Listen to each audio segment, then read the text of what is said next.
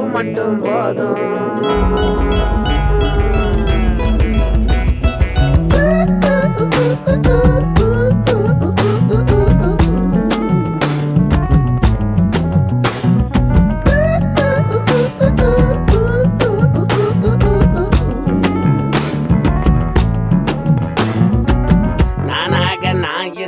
நடுவுல நீ வந்து புட்ட தேனாக நீ இருந்த தூரத்துல நின்ன